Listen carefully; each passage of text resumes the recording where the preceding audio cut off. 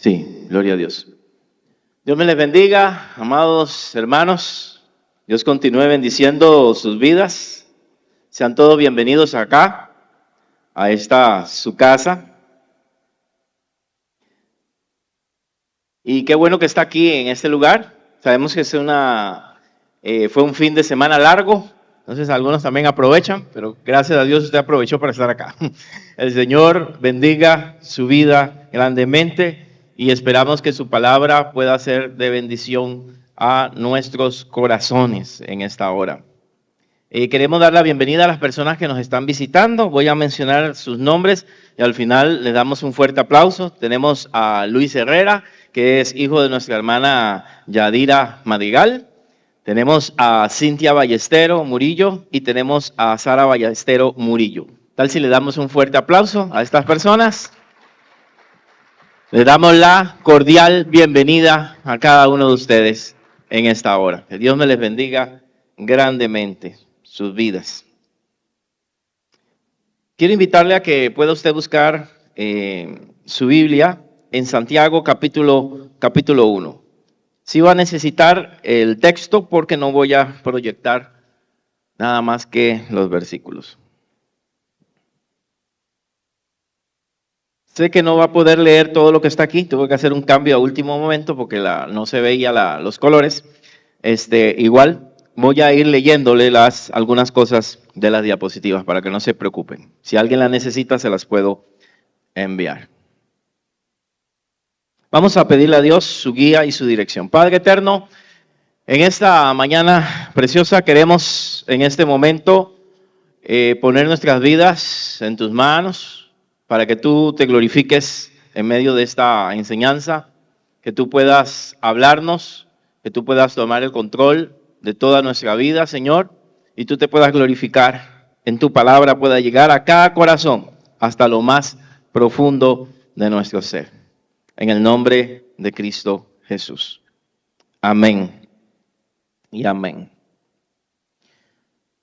Bueno, las pruebas son inevitables, ¿verdad? Son algo inevitable en nuestras vidas como creyentes. Todas las personas pasan problemas en algún momento, inclusive las que no vienen a la iglesia, eso hay que tenerlo claro. Sin embargo, hay una connotación especial en los problemas de los creyentes, porque nuestros problemas tienen algún propósito, tienen alguna razón de ser, aunque nosotros no la entendamos o no la comprendamos. Las pruebas van a ser inevitables en la vida cristiana. Y Santiago acá, en el verso 1, nos dice que escribe a las 12 tribus de Israel dispersas que están enfrentando persecución. Nuestro propósito es cómo entender las pruebas, cómo las pruebas pueden darnos gozo y fe, lo cual parece bastante complicado. Quiero aclarar unas cositas aquí antes de empezar y también corregir, porque yo también me equivoco, ¿verdad? Corregir un dato que di el miércoles. Miércoles no estuvimos aquí. El jueves de la vigilia.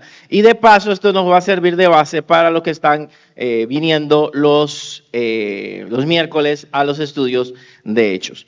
Santiago, la palabra Santiago, el nombre Santiago se puede traducir como Jacobo, ¿verdad? Entonces Santiago y Jacobo son lo mismo, digamos, en lo que son los idiomas. En los idiomas son traducciones de la misma persona. Pero en la Biblia se encuentran tres Jacobos, ya voy enredándome. Tres Jacobos.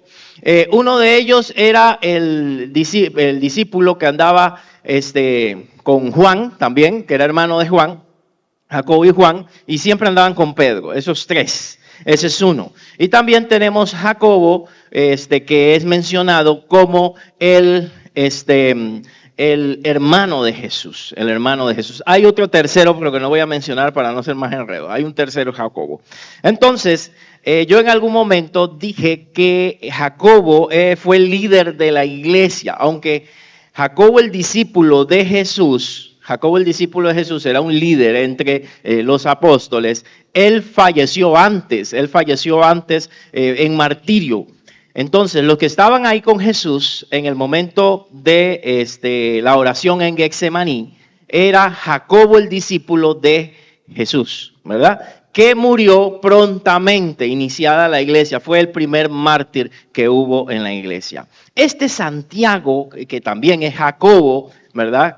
Este Santiago acá es hermano de Jesús, quien no creyó en Jesús al principio, pero parece que en algún momento sí se convierte y llega a ser líder de la iglesia en Jerusalén, que lo vamos a ver cuando estudiemos Hechos. Entonces quería hacer esa salvedad, que no son lo mismo, aunque tengan el mismo nombre, ¿verdad? Y que yo cometí un error ahí, ¿verdad? Para que vea que yo también me equivoco, pero también lo rectifico en honor a la verdad. Estudié más este tema y me di cuenta de mi error y quise explicarlo, ¿verdad? Para aquel que se dio cuenta, si es que se dio cuenta,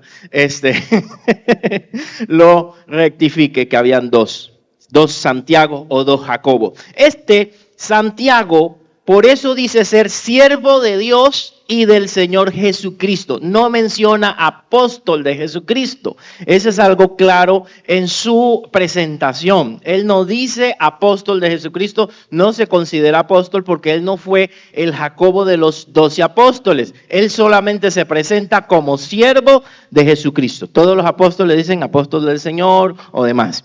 Él dice siervo de Jesucristo a las 12 tribus que están en la dispersión. ¿Cómo así las tribus que están en la dispersión? Si estamos hablando de Israel, parece que está hablando de una manera simbólica y secreta. No está hablando de Israel directamente, aunque habían judíos por todas partes. Probablemente se estaba refiriendo a la iglesia que estaba dispersa por la persecución de aquel momento. Ya en la carta de Santiago empiezan las primeras persecuciones hacia la iglesia. En la carta de Santiago y las cartas de Pedro. Entonces, se cree que con Santiago tenemos acá un perseguidor. Están empezando a perseguirlos, están empezando a atacarlos como creyentes. Y una de las teorías, que el gobernante era Claudio César. Y Claudio César, para esta época, fue uno de los primeros en perseguir a la iglesia, pero lo que hacía era expulsarlos de sus tierras, expulsarlos de Roma, expulsarlos de distintos lugares, sacarlos, hacer que deambularan por ahí, lo cual hacía que la vida fuera más difícil, que se empobrecieran, que no pudieran vivir, comerciar, que no tuvieran un lugar fijo. Esa era la persecución. Todavía no está la cruenta persecución donde los eliminaban. Acá los están persiguiendo, pero para que se vayan de los lugares, para que escapen.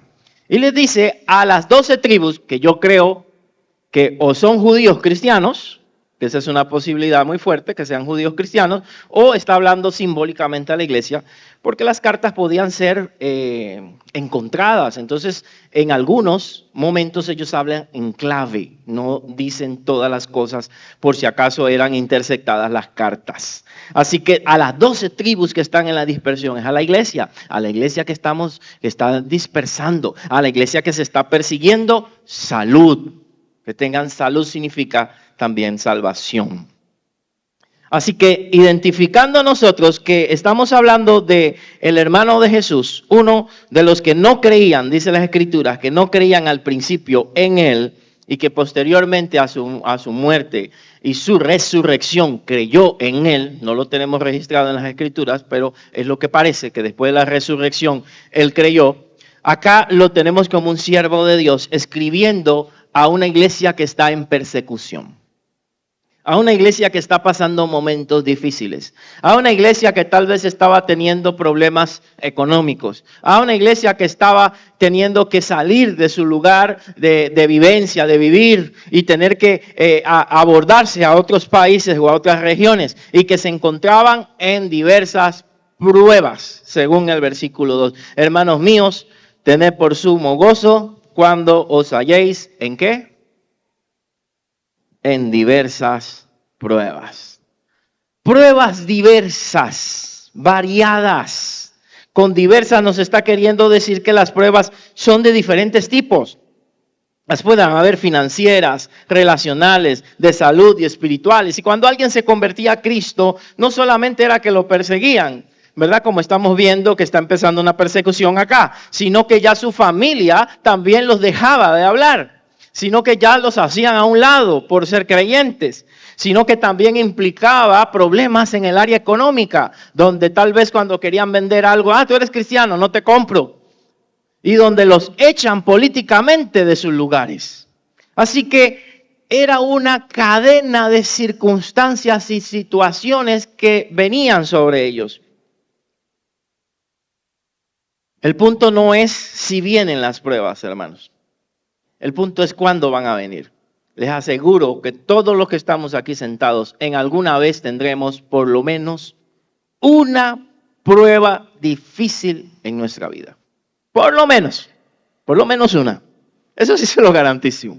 Por lo menos una prueba difícil. El problema acá es que el texto nos está diciendo que son diversas. Es, como digo yo, un combo. Cuando vienen las pruebas no vienen solas, vienen con papitas, con hamburguesa, vienen varias a la vez. Y es una combinación, que si la salud, que si la economía, que en ese momento no hay trabajo, que en ese momento hay rumores de despidos, que en ese mismo momento un problema familiar, que un hijo rebelde, y se aglomeran. Y uno dice, ¿por qué no vienen separadas? ¿Verdad? Pues así las enfrento uno a uno, que vengan uno a uno, pero todos juntos está difícil. Pero esa es la peculiaridad, que en ocasiones las pruebas son un conjunto. Y uno dice, ¿qué? ¿Estaré salado? Viene una tras otra y tras otra. Más adelante veremos el caso de Job en algún momento. Y se recuerda de Job, no fue una sola prueba, fue un conjunto de pruebas en la parte económica, con sus hijos, al final con su propia salud. Y también el cónyuge, la esposa, ahí también estaba apoyando un poquito. Así que él tuvo de todo, hasta en su relación matrimonial, tuvo problemas con sus hijos que no sabía qué estaban haciendo. Dicen los primeros capítulos, ¿verdad? Por el cual oraba por ellos, hacía sacrificios por ellos. O sea, no eran bien portaditos, hacían banquetes cada tiempo. Pero él era un hombre justo y recto. Él no significa que su familia lo era. Él era un hombre recto. La salvación es individual. Por más que querramos que todos lleven este camino, es una decisión individual. Podemos influir positivamente, podemos dar ejemplo, podemos hablar, podemos guiar, pero al final es una decisión de cada quien. Cada quien toma su decisión, el rumbo que ha de tomar. Volviendo al punto, son las pruebas diversas. Y el texto nos dice que actuemos con gozo. Aquí ya tengo un problema. Humanamente, ¿cómo voy a tener gozo en medio de la prueba? Ay, no tengo que comer. Eso es lo que cree la gente, ¿verdad? Me voy a poner a reír, porque no tengo final, porque estoy endeudado, porque estoy enfermo. Gloria a Dios. No es eso. No es eso lo que está diciendo. Acá estamos hablando de asuntos espirituales. Es un gozo más allá de nuestro cuerpo, de nuestras emociones, de nuestros sentimientos. Es una seguridad espiritual, sabiendo que aunque estamos sufriendo y nos está doliendo y estamos con lágrimas en nuestros ojos, hay algo en mi corazón que sé que Dios no me va a abandonar, que no me va a dejar. Ese es el gozo. El gozo del Señor siempre va a ser nuestra fortaleza. Y en Filipenses es uno de los temas principales, ¿verdad? Va a ser siempre uno de los temas principales. Es un gozo espiritual. La paz de Dios que sobrepasa todo entendimiento guardará vuestros pensamientos y vuestros corazones en Cristo Jesús. Eso es una promesa. Esa paz que viene y que la gente no puede entender cómo usted ha soportado o soportó esto o aquello, pero no es en sus propias fuerzas. Es por el Señor. Muchas personas, tal vez viviendo lo que algunos han vivido acá, se han suicidado. Han acabado con su vida o han tomado malas decisiones. Amados, las pruebas han de venir. Y muchas veces las pruebas son diversas, son variadas en distintas áreas de nuestra vida. Pero dice que debemos tener gozo. Y este gozo es basado no en la prueba, sino basado en el resultado de esta prueba. O sea, yo no me gozo en lo que estoy viviendo, me voy a gozar en lo que Dios va a hacer. Me estoy gozando en que Dios tiene un plan y un propósito y estoy seguro que ese Señor del polvo donde esté, Él me va a levantar. Esa es la razón de mi gozo. La razón de mi gozo es el resultado. Es que a los que aman a Dios, como dice Romanos, todas las cosas ayudan a bien. Entonces me gozo en el resultado. Y eso es fe, porque no estoy viendo el presente, estoy viendo más allá. Estoy viendo lo que Dios va a hacer. Pero el presente me duele. Y no es falta de espiritualidad que alguien llore, que alguien se sienta triste, que alguien se sienta angustiado, como hablé el jueves. No es falta de espiritualidad que alguien se sienta angustiado hasta la muerte. No.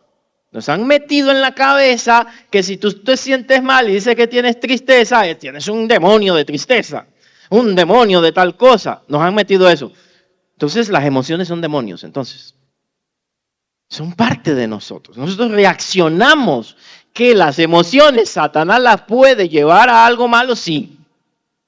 Pero somos seres emocionales. Pero ahí es donde Dios nos puede dar inteligencia emocional para controlar nuestras emociones en medio de las circunstancias. Pero llorar no es malo. Tener angustia no es malo. Pero en medio de eso, saber que Dios tiene un propósito.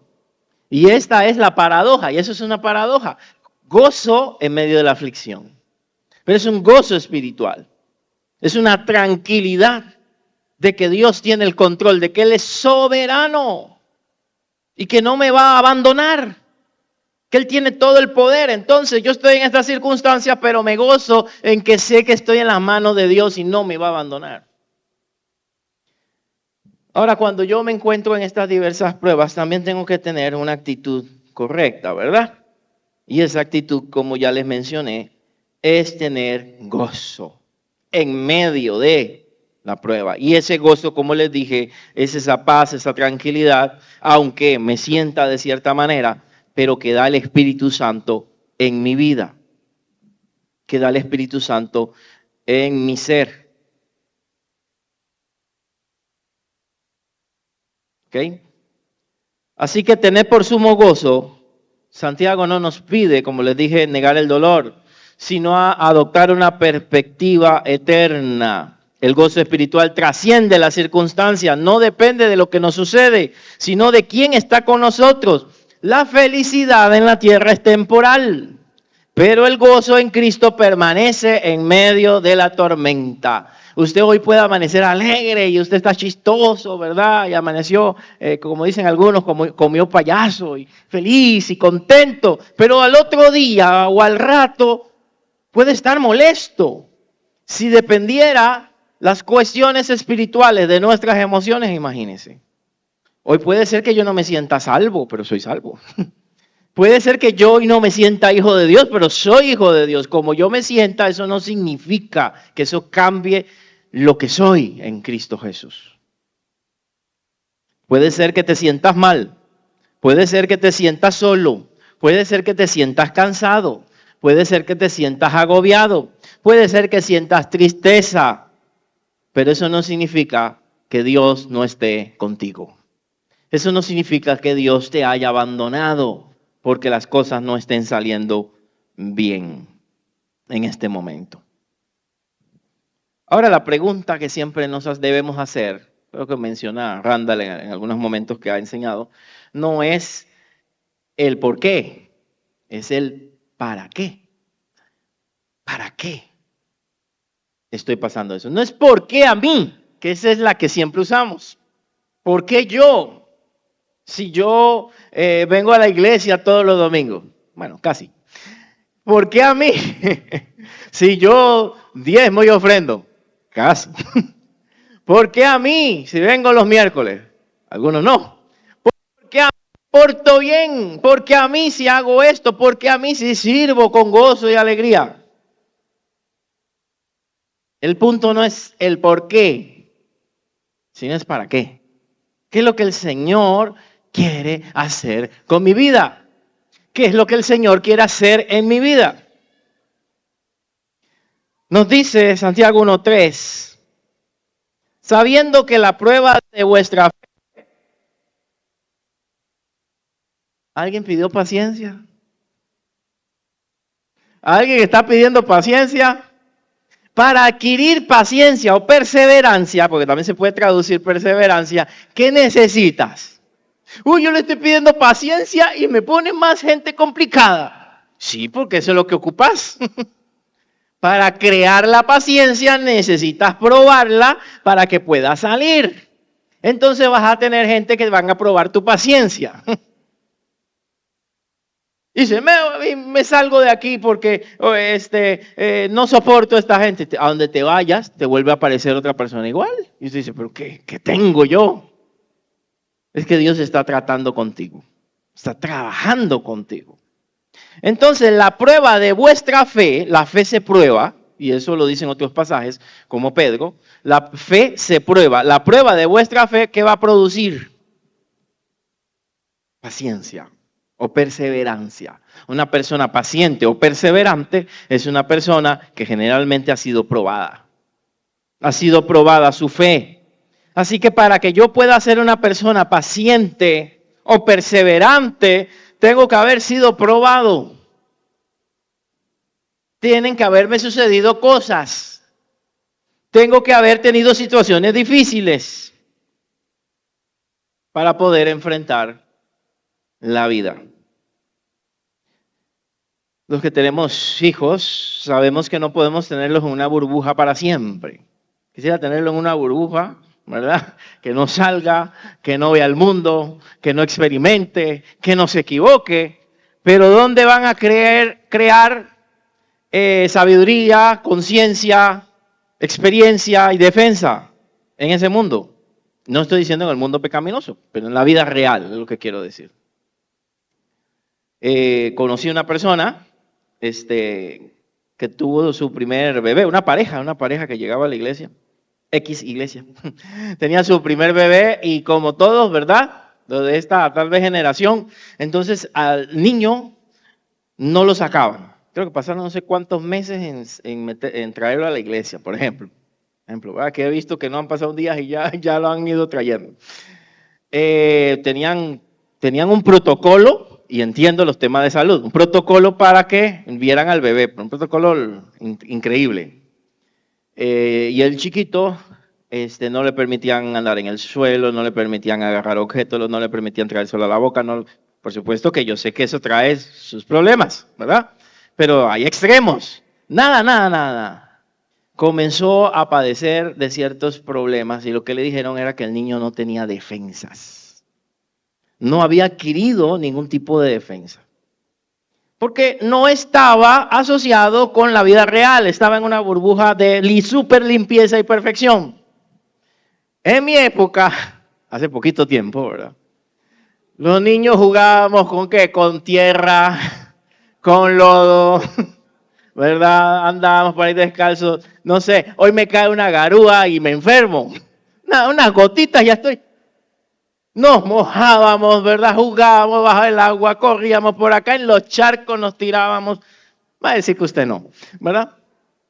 Cada cosa extraña que hacíamos. Y véanos aquí sanos y fuertes. Digamos. Sobrevivimos, no nos morimos. Ahora, no quiere decir que vas a ser un descuidado. Aquí tengo una doctora y me puede regañar. Vas a ser descuidado, pero yo creo que me entienden el punto. Es que el extremo cuidado también trae problemas porque hay que crear ciertas defensas en la vida, ¿verdad? Nos acostumbramos a los resfriados cuando en siglos pasados era mortal, pero el cuerpo del ser humano tuvo que acostumbrarse, sea como sea. Estos disque resfriados raros que están dando hoy en día, muchos son primos del COVID, ¿verdad? Pero el cuerpo de alguna manera ya lo asimila, entre comillas. Y si no fuera así, no creamos defensa, nos morimos. Lo mismo es que tenemos que enfrentar pruebas. No podemos estar en un monasterio, con el respeto de los que practican esto, ¿verdad? Porque también tiene sus ventajas, el estudio, el conocimiento que han adquirido a través de los siglos ahí, pero alejados de la vida. Y cuando salgo a la vida real, no puedo enfrentarla. Criamos a nuestros hijos para que enfrenten la vida real. No lo puedo tener en una burbuja, porque cuando no estemos, ¿qué van a hacer de ellos? No se pueden hacer un huevo, que se queman, ¿verdad? no pueden hacer un arroz, no pueden planchar su ropa, porque no está mamá o papá. ¿Qué pasa cuando tienen que cruzar la calle? No saben hacerlo, parece broma, pero hay universitarios que no saben cruzar la calle. Ahí van, creen que los carros van a parar. Porque nunca hubo nadie que les enseñara a cruzar la calle. Algo tan simple. No, y es un caso verídico, lo estoy hablando en serio porque lo escuché, ¿verdad? Aunque usted no lo crea. Las pruebas son necesarias para fortalecernos. Hay un dicho, un mal dicho por ahí, lo que no mata engorda, decía alguien cuando se le caía algo, ¿verdad? No es correcto tampoco, pero lo que quiere decir es que mi cuerpo se fortalece, mi vida se fortalece. Y en las pruebas nosotros somos fortalecidos, aunque son malas, aunque son complicadas, aunque no nos gusta ninguno, ni a Jesús le gustaba. Son necesarias. Son necesarias. Hay un propósito, producir paciencia. Veremos en Pedro que el oro se refina con el fuego para que brille más y para que sus impurezas desaparezcan. Nosotros nos fortalecemos con el fuego de la prueba. Ahora, para la prueba hay un proceso. Hay un proceso acá. Verso 4. Mas tenga la paciencia su obra completa, para que seáis perfectos, ¿y qué? Y cabales sin que os falte cosa alguna. O sea, no es suficiente pasar la prueba. No es que ya estoy en medio de la prueba y ya por eso soy mejor. Es cómo la pasas, cómo la enfrentas. Ahí es donde está el detalle. Y cuando no aprendemos una prueba, la volvemos a repetir. Hay personas que les vuelve a suceder lo mismo una y otra y otra y otra vez. Y tienes que hacer un alto. ¿Por qué me está pasando lo mismo de nuevo? Pregunto. Porque no has pasado la prueba y tienes que volverla a hacer. Cuando alguien quiere entrar en la universidad y ganar la prueba de admisión y digamos que la pierde en la primera, ¿qué tiene que hacer? Volver a hacerla si quiere pasar y entrar. Es lo mismo. Si tú fallas en algo, tienes que volverlo a hacer. Y si no has superado la prueba sigue hasta que aprendas. El pueblo de Israel, dice la Escritura, que tenía que entrar a la tierra prometida en ¿cuánto tiempo? Tenía que pasar por el desierto, ¿sí lo han oído? 40 días. 40 días. ¿Y cuánto tiempo demoró? Un día por año, 40 años. Y murió en el desierto. No pasó. ¿Habrá alguno de nosotros dando vuelta en la prueba? Y no la pasa. Y vuelve de nuevo y no la pasa. Y vuelve de nuevo y no la pasa. Es hora de pasarla, hermanos. Y para que la paciencia que debe ser desarrollada en la prueba, según el verso 4, tenga su obra completa, o sea, se pueda alcanzar, se pueda completar, ¿para qué? Para que seamos perfectos. La palabra perfecto se puede traducir maduro, para que seamos íntegros, o sea, maduros. Y cabales también se refiere en algo que ha alcanzado plenitud. Entonces él se está refiriendo a que seamos completos, seamos perfectos. Vamos a verlo en otra versión. La Nueva Versión Internacional dice: la perseverancia debe llevar a feliz término la obra, para que sean perfectos e íntegros sin que les falta nada. O sea, sean completos. Entonces, la prueba me perfecciona. La prueba te hace más maduro. La prueba te hace conocer a Dios. La prueba te hace conocer a ti mismo. La prueba te madura. Te hace más sabio. Y es necesario la prueba para que seamos mejores creyentes. Porque todavía, aunque seamos cristianos, tenemos cierta contaminación en nosotros. Arrastramos cosas del mundo, cosas que no son buenas. Y cuando nos pasan por el fuego de la prueba, nos limpian, nos purifican y salimos mejor. Salimos con más fe, salimos con más fortaleza, con más conocimiento de Dios, con más experiencia. Y hasta sucede que las personas que no han tenido empatía por lo que pasan los demás, ahí hacen un alto y comienzan a ver a los demás de manera distinta porque han vivido una situación difícil. Qué fácil es decir, yo en esa situación yo estaría buscando del Señor. Pero una cosa es cuando tú lo pasas y lo vives y experimentas X circunstancias. Hablar desde los toros, ver los toros desde la barrera es muy fácil, pero estar frente a ellos, hermanos, es complicado. Así que la perseverancia, la paciencia es un proceso de madurez. Este proceso de madurez debe ser completado en nosotros. Una madurez espiritual va a requerir tiempo y proceso para que seamos personas completas, maduras espiritualmente hablando. Hoy hay algo parecido que se le llama en el mundo secular, ¿verdad? Resiliencia. Es esa resistencia que tienen las personas a pesar de las circunstancias difíciles. Y se dice que muchas personas que han pasado situaciones difíciles generalmente se superan mejor en la vida. Porque les ha costado que aquel que lo tiene todo en la mano. Son resilientes, enfrentan circunstancias. Los que son docentes y han tenido jóvenes en sus grupos. Yo no sé si usted ha visto algunos muchachitos que no tienen comida en su casa, pero son buenos promedios y tienen circunstancias complicadísimas y son buenos promedios. Y uno dice, ¿cómo hace? Porque este también tiene la misma circunstancia y este está terrible, pero este se busca superar. Es que hay dos actitudes. Cuando hay situaciones difíciles, o te dejas caer o dices, sobrevivo. Salgo adelante de alguna manera. Y el creyente debe ser de esos. Debe ser resiliente. Aunque vengan dificultades, no dejarse morir. Seguir superándose y seguir buscando del Señor y salir adelante en medio de la prueba. Seremos más fuertes, seremos más sabios, seremos más capaces. Ahora, ¿cómo logramos esto? Dios nos da una salida y una solución. Y es la necesidad de sabiduría. Esta virtud, esta cualidad es sumamente importante y es diferente a inteligencia, entendimiento o conocimiento. Hay gente con mucho conocimiento pero sin sabiduría. Hay gente muy inteligente en la vida y con títulos pero que no son sabias. Y usted puede encontrar tal vez a alguien que no ha estudiado, alguien muy humilde, pero habla con esta persona y esta persona tiene sabiduría. La sabiduría se supone que se adquiere a través del tiempo y la experiencia.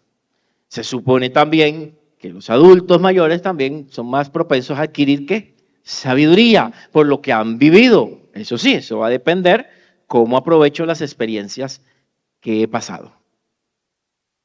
Entonces, la sabiduría es sumamente importante para poder enfrentar la prueba.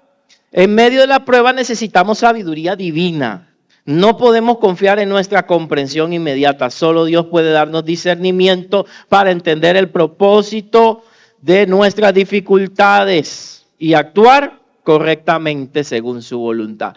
En medio de la prueba y de la presión podemos cometer errores graves. ¿Se acuerdan de Moisés, el gran siervo de Dios? Es el título que está usando Santiago. Y Moisés se le conoce como siervo de Dios. ¿Qué hacía Moisés? Moisés tenía muchas dificultades de autoestima cuando Dios lo llamó, pero fue superándolas poco a poco y se convirtió en una figura importante. Cuando uno ve que Moisés escribió libros, escribió cantos, hizo poemas, hizo leyes, hablaba con Dios, era gobernante, era un hombre superdotado, súper capaz. Sin embargo, no era perfecto. Nadie es perfecto. Y Moisés, de estar guiando tantos años en el desierto a ese pueblo, llegó el momento que un día lo sacó de sus casillas, ¿verdad? Y eso es lo que sucede cuando alguien aguanta y aguanta y cuando explota, no sabía que el pastor era así. Venían dándole hasta que, ¿verdad? En un momento donde comienza la gente a lloriquear y a decir, vamos a morir en el desierto, aquí no hay agua, etcétera. Moisés se le había dado la orden que le hablara a la roca, una roca grande que estaba ahí, para que de ella saliera agua. Y Moisés lo que hizo por la presión que tenía, el enojo que le agarró, les dice a ellos, ¿le vamos a sacar agua nosotros? Cuando es Dios, no era él. Y agarró, hermanos, seguro era panameño, cubano, quién sabe, agarró la vara y le dio un batazo a la roca. Creía que era béisbol. Y le dio la primera. Y nada, es interesante. Le dio 3 veces, ¿verdad? Hasta que salió. Yo me imagino, yo estaba pensando, uy, ¿qué pasó aquí? Hasta que salió el agua. ¿Y qué le dijo Dios? Por no haberme honrado ante el pueblo, no vas a entrar. Todo lo bueno que hizo y en el último momento la dañó. Tanto nadar para morir a la orilla, para ahogarse en la orilla.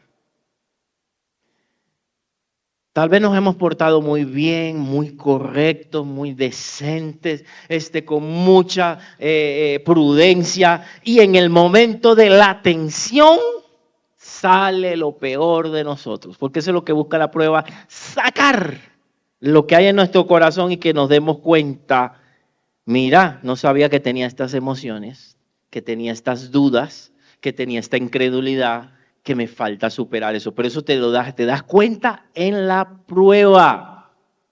Te das cuenta lo que está metido y oculto en el corazón y que Dios tiene que limpiar y purificar.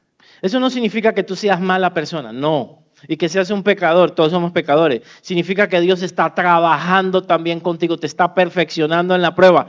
Porque recuerda que tiene un trabajo. El Espíritu Santo tiene que presentarnos a Dios lo más puro posible. Y la prueba es una herramienta para purificarnos. No es que yo soy feliz con las pruebas, hermanos, no, a mí tampoco me agradan. Les he comentado aquí en algunas ocasiones algunas de mis pruebas. En mi vida he tenido varias pruebas y 2 han sido sumamente difíciles. 2 han sido sumamente difíciles. Una, al iniciar el Evangelio, después de bautizarme, prácticamente. Fue una de las más difíciles que he tenido. Y otra ya siendo pastor. 2 pruebas difíciles. Una casi me saca del evangelio, la primera, ¿verdad? Y la otra casi me saca del ministerio. Hermanos, pero gracias a Dios pude superar las 2. No significa que no vengan otras. Ojalá no vengan más. Pero en la vida, después de esas experiencias, no fui el mismo. Aprendí de Dios y mejoré muchas cosas en mi vida. Amados, la prueba tiene el propósito de perfeccionarnos para que no nos falte nada. Lo bueno es que si nosotros, verso 5, si alguno de ustedes tiene falta de sabiduría, pídasela a Dios, porque no es suficiente. Vea el caso de Moisés que le mencioné, le faltó sabiduría en lo último. No es suficiente pasar por la prueba. No, es tener sabiduría en medio de la prueba para actuar de forma correcta en medio de la prueba. Porque la presión es muy fuerte y en la presión puedo cometer errores, lastimar gente. ¿Qué pasa cuando alguien está muy presionado en la casa? Eso que a ustedes no le pasa. Usted no, se peleó con el jefe, llega a la casa y ¿con quién la agarra? Con la esposa, con los niños. Sí, pero también puede ser al revés, ¿verdad? Estamos poniendo al hombre nada más. Vamos a ser equitativos. Puede ser la mujer también. ¿Verdad? Tuvo un día difícil, llega a la casa y aquí me encontré con quien desquitarme, ¿verdad? ¿Y qué? ¿No lavaste los trastes? ¿Y qué? ¿Estabas aquí todo el día? ¿Estabas jugando? Puede ser. Porque el ser humano busca con quien desahogar su presión y su tensión. Usted necesita sabiduría. Y la sabiduría es la capacidad para actuar bien y tomar buenas decisiones. No es conocimiento y no es inteligencia. Saber tomar decisiones. Si alguno de ustedes se da cuenta, verso 5, que en medio de la prueba les está faltando sabiduría, están cometiendo errores, porque en la prueba puedo ser tentado también a hacer cosas malas, porque me puedo hasta molestar con Dios. ¿De qué vale haberme guardado? ¿De qué vale haberme protegido? Entonces me voy para acá o voy a cometer esto. Puedo haberme tentado también en la prueba. A veces la prueba y la tentación se unen. Tengo que pedir a Dios ¿qué? Sabiduría. Si a alguno de ustedes le falta sabiduría, pídasela a Dios y Él se la dará. Pues Dios da a todos generosamente y sin reproche. Acá dice en la Nueva Versión Internacional, que fue el que me quedé, sin menospreciar a nadie. O sea que una herramienta para poder soportar la prueba, si alguien la está viviendo ahorita, es pedirle a Dios sabiduría para poder enfrentarla y salir de ella. Y salir de ella airoso. Eso no significa que no te vas a molestar, eso no significa que no vas a tener dificultades. Recuerde a Job, Job dijo cosas que nada que ver, pero salió. Salió adelante. Así que hay una promesa de Dios para nosotros acá. Dios da a todos abundantemente y sin reproche. O sea, la sabiduría no era solamente para Salomón. La sabiduría está para todos nosotros. Y Dios quiere dárnoslas en los momentos que más lo necesitamos. No hay vergüenza en pedir ayuda, y en este caso pedirle ayuda a Dios en medio de la prueba. Pedirle sabiduría al Padre Celestial, que es lo que Él desea que hagamos para poder enfrentar la prueba. Eso sí, hay una condición.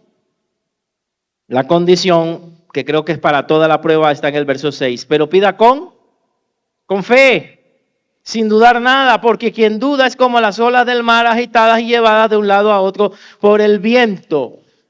Hay uno de los mensajes que di el mes pasado, si no me equivoco, hablamos sobre el corazón dividido, el doble ánimo. Hoy creo, mañana no creo. Hoy tengo fe o mañana no tengo fe. Y está en esa duda, está entre esos dos caminos. En medio de la prueba necesitas pedir sabiduría. En medio de la prueba necesitas fe. Afirmar tu fe en Dios y creerle que Él está escuchando tus peticiones. Sumamente importante que le creas para que puedas soportar la prueba. Hermano, tal vez alguno de ustedes dirá, esto no es para mí hoy, yo no tengo ninguna prueba, yo estoy pura vida hoy. Pero le tengo la noticia, apunte, porque cuando tenga prueba este mensaje le va a servir. Recuérdelo. ¿Y qué fue lo que dijo el pastor? Bueno, vaya al Facebook y al YouTube, mensaje tal. Búsquelo en medio de la prueba para que lo recuerde. Memorice, vea este versículo, llévelo en su corazón. Cuando nosotros somos personas que dudamos, nos volvemos como las olas del mar, que va de un lugar a otro. El que duda es semejante a la ola del mar que es arrastrada por el viento y echada de una parte a otra, nos dice Santiago 1:6. Esto habla que somos inestables. La prueba, en medio de la prueba alguien puede ser inestable. Hoy cree, mañana no cree, me congrego, no me congrego, estoy aquí, ya creo en Dios, no creo en Dios, estoy indeciso. Pero no, en la prueba tienes que estar fuerte, cimentado sobre la roca. Recuerda que la casa fundada sobre la roca, cuando vienen los vientos, cuando viene la tempestad, no se mueve. Y la roca es Cristo y su palabra. Pero la casa fundamentada sobre la arena, cuando viene la tempestad, cuando vienen los ríos, cuando vienen los vientos, desaparece. Podemos ver aún entre nosotros muchas personas que a pesar de las dificultades, aquí están. Y otras que no hemos vuelto a ver. Y que una prueba los desmotivó y los desanimó y no quieren seguir en el camino del Señor. Después de la prueba, hermanos, después de la tormenta, siempre va a venir la calma. Ahora sí, voy a conclusiones. Cambia tu perspectiva. Cambia la manera de ver las cosas. En vez de ver todo negativo, pregúntate, ¿qué quiere enseñarme Dios en esta situación? Invita a tu corazón una actitud más bien de paz, de gozo y aprendizaje en medio de la dificultad. ¿Qué me quieres enseñar, Señor? ¿Qué me quieres decir?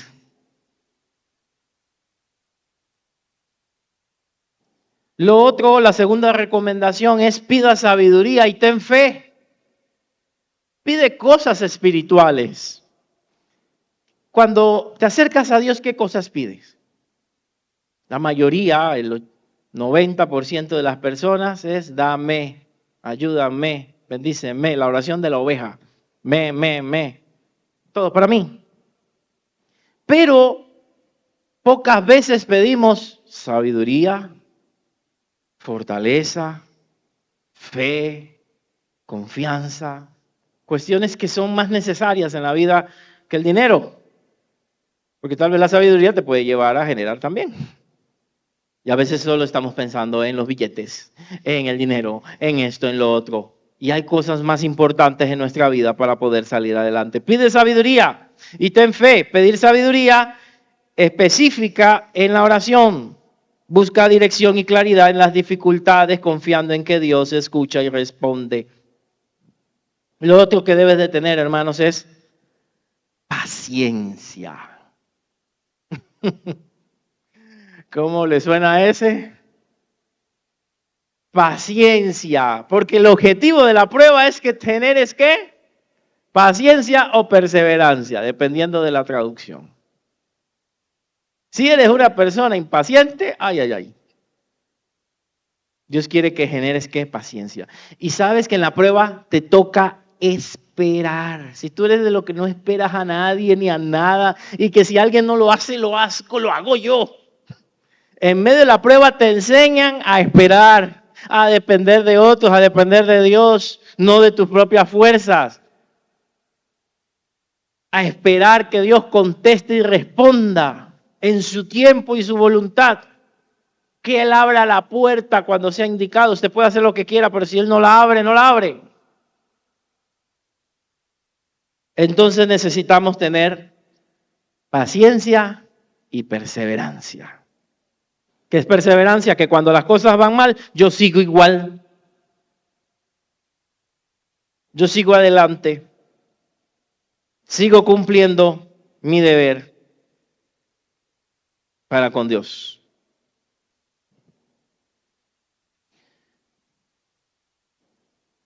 Yo recuerdo, creo que en la zona de Limón me habían invitado a predicar. Estaba iniciando en el ministerio en las iglesias centroamericanas y me invitaron por allá. Creo que la iglesia de Caribe, ustedes que conocen más, la iglesia de Caribe en Limón. Me acuerdo que me habían invitado a predicar.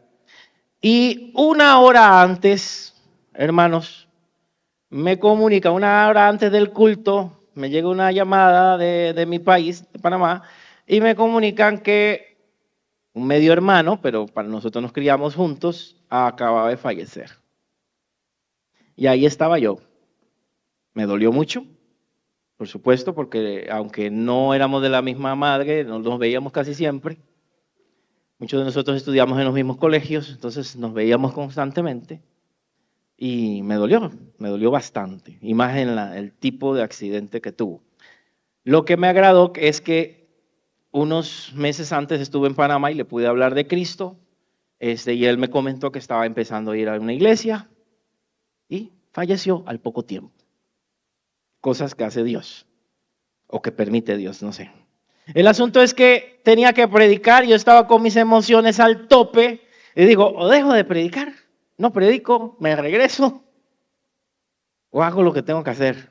Aunque me duele, le pido a Dios que en ese momento ni me acuerde y tenga que hacer lo que tenga que enseñar. Tuve que predicar, pero ya no era la primera vez que me pasaba eso. Cuando falleció mi mamá y tuvimos que cambiarnos de lugar porque tuvimos que irnos a vivir, no estaba a otro lugar muy lejos, como decir Guanacaste, y cuando la persona fallece no avisan, ¿verdad? No encontramos un predicador, un pastor que nos hiciera la reflexión. Y adivine qué tuve que hacer. Tuve que predicar en el mismo momento y frente al ataúd de mi mamá. ¿Cómo lo hice? No lo sé. Pero era dejar todo así, y nadie de todos, la mayoría no eran creyentes, Entonces tuve que hacerlo. Hasta hace unos meses me llama un tío mío, el único hermano de mi mamá, y me dice, ¿te acuerdas cuando predicaste? Ya yo lo había olvidado un poco. Aquel día en el funeral de tu mamá. Vieras que hay gente que me pregunta por vos y no olvidan el mensaje. Yo olvidé, no me acuerdo ni el texto, ni el versículo, ni nada. Pero hay gente que no lo olvidó. Amados, no digo que usted tenga que hacer lo mismo porque las emociones son distintas y el manejo de las emociones cada uno es diferente. Pero hay momentos en que hay que enfrentar cosas en momentos difíciles. Tal vez usted los tenga que enfrentar de otra manera y no va a haber otro. Tenga que hacerlo usted. Y agarre el valor, la fuerza de parte del Señor. Así como cumplí esa vez con mi mamá, también cumplí con la prédica en la fecha que había muerto mi hermano y cumplí con el Señor. Y Dios sabrá por qué hacía las cosas. Tal vez la iglesia necesitaba ese mensaje y tal vez para mí era una prueba si verdaderamente iba a servir a Dios en todo momento y en toda circunstancia. Amados, quiero concluir, a ver si me deja mi amigo, a ver. No le llegaba el internet ahí, quién sabe. Quiero concluir con 4 cosas. Las pruebas tienen un propósito eterno y valioso. El resultado de la paciencia y la fe vale la pena. Dios está presente en medio de cada prueba en nuestra vida. Y la fe firme nos sostiene en todo momento. No olvide lo que hemos estudiado en Santiago, principalmente los versículos 2 y 3. Dios no te abandona en medio de la prueba. Él está ahí contigo, pero necesita que pases esa prueba. Necesitas que salgas adelante, necesitas que crezcas, necesitas que madures. No le eches la culpa a Dios. Pídele a Él sabiduría para poder enfrentarla. Las pruebas no son para siempre. Pueden durar meses, algunos le pueden durar años, pero en algún momento o un día, pero en algún momento termina. Que salgas de la prueba fuerte, que salga de la prueba victorioso. No eres menos porque estés pasando una prueba. Dios está contigo. ¿Cuál será el propósito? Es lo que tenemos cada uno que descubrir. ¿Qué tal si oramos juntos, amados?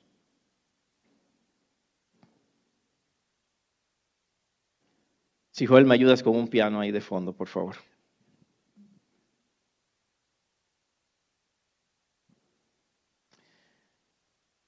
Estoy seguro que hay personas acá enfrentando alguna situación o alguna prueba. Algunos ya han superado meses o años atrás pruebas difíciles. Algunos tal vez las están enfrentando o apenas están entrando a un periodo de prueba. Lo que sí te quiero decir es que Dios no te deja y no te abandona. Las pruebas tienen un propósito: mejorar tu carácter, hacerte más fuerte, más resiliente, hacerte mejor persona cada día, hacerte más sabio. Es más, hay pasajes que dicen que con la consolación que Dios me consuela, voy a poder ayudar a otros. En medio de la prueba también, Dios permita que puedas entender lo que están viviendo a otras personas que a veces hemos criticado. Pero cuando lo vivimos podemos entenderlo, ser más empático hacia otras personas que están pasando situaciones difíciles. Dios no te ha dejado solo. Y estoy seguro que desde después de la prueba no serás la misma persona si le has pedido sabiduría. No vas a ser la misma persona. Serás una persona nueva, una persona más madura, una persona que ha crecido en experiencia con Dios.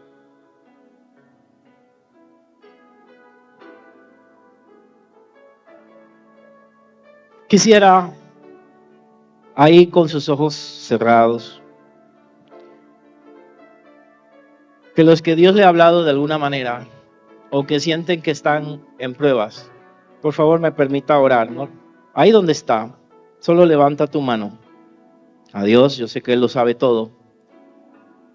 Permíteme orar por ti. Padre, Oro por estos hermanos que tienen su mano levantada y consideran que están en un periodo de prueba. Algunos conozco la situación, otros no a detalle. Algunos serán áreas personales, emocionales, familiares, espirituales, de salud suya o de algún familiar. Oro por estos hermanos y estas hermanas acá presentes, Señor, que tienen su mano levantada. Pido en el nombre de Jesús que les fortalezcas en medio de la prueba, que les des tu sabiduría, Señor, para poder enfrentarla, que la fe no les falte a estos hermanos y a estas hermanas. Señor, que no les falte la confianza en que tú tienes un propósito para su vida. Que la prueba no pase por ellos nada más, que de esa prueba puedan ser mejores, puedan crecer, puedan mejorar, puedan fortalecerse. Llénalos de ti y dales la victoria que necesitan en medio de la prueba. Que como le dijo Jesús a Pedro, que tu fe, he orado por ti para que tu fe no falte, que no les falte la fe ni la sabiduría a estos hermanos. Que la prueba que empezó llegue a su fin y que ellos puedan decir al final, a los que aman a Dios, todas las cosas ayudan a bien. A los que aman a Dios, todas las cosas ayudan a bien. Y sabes, el mismo texto dice que son personas que Dios ha llamado con un propósito. Hay propósito para ti en medio de la prueba. Las mejores o las más fuertes batallas se las da el Señor a sus mejores soldados. Y si estás enfrentando algo es porque Él sabe que tienes la capacidad y la fuerza para poder soportarlo y salir adelante. Aunque tú has dicho, no puedo más. Aunque tú has dicho, ya no la quiero. Él hace tu carga más ligera. Él hace tu carga más ligera.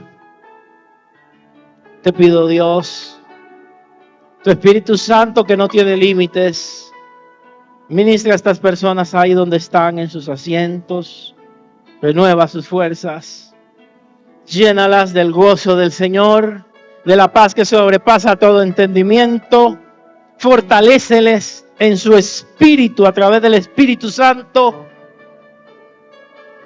dale la victoria. Y si el enemigo se ha levantado contra ellas, Señor, que en medio de la prueba ellas puedan vencerles y ver tu gloria. Y ver tu gloria, Señor, que en medio del proceso podamos crecer. Porque no seremos iguales después de la prueba. Job le dijo a Dios, de a oídas te había oído, pero ahora mis ojos te ven y me arrepiento en polvo y ceniza. En medio de la prueba, Job conoció a Dios. No un Dios de teoría, no un Dios de letra, no un Dios que había leído o escuchado, lo había experimentado en ese momento en su vida.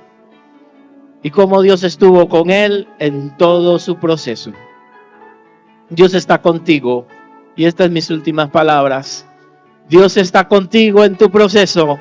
Él no te va a dejar. Él no te va a desamparar.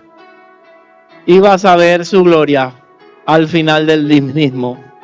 Solo mantén la fe y pide sabiduría a Dios para poder enfrentarlo. Gracias por estas personas valientes que levantaron su mano. Ministrala, Señor, en el resto del culto y aún en sus casas, en sus hogares, que tu Espíritu Santo siga bendiciendo sus vidas.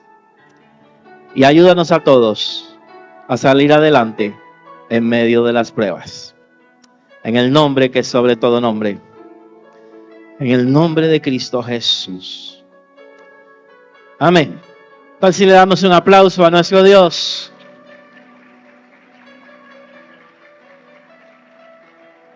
A Él sea la gloria, a Él sea la honra.